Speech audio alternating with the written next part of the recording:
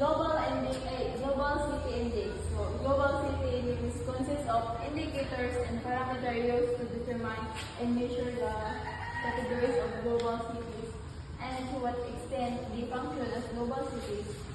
Global Cities Index uses criteria across 5 dimensions. So, this is the 5 dimensions. First is business activity.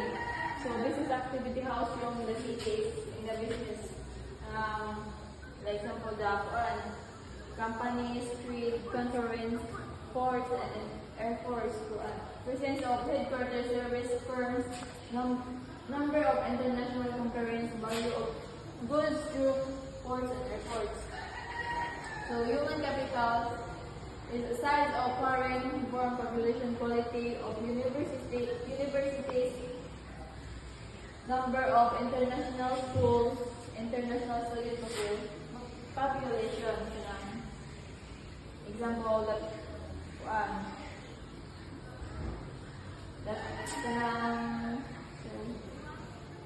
the people in the city, especially the skilled workers, students, and foreigners. Then third is information exchange.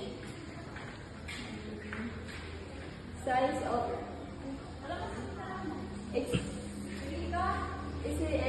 accessibility of major leading news, number of international new borders.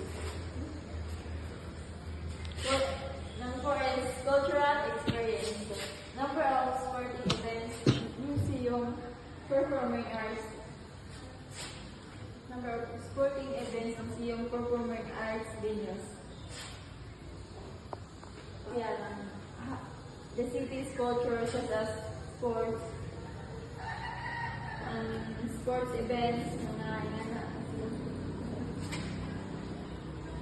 Then the last is political engagement. Number of embassies, consulates, international organizations, and political conference.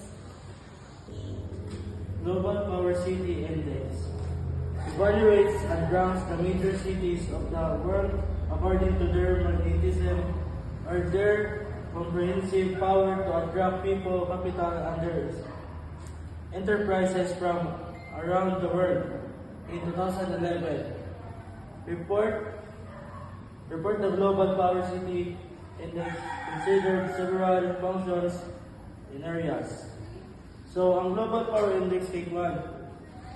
It ranks cities based on how attractive to the people, business, and investment were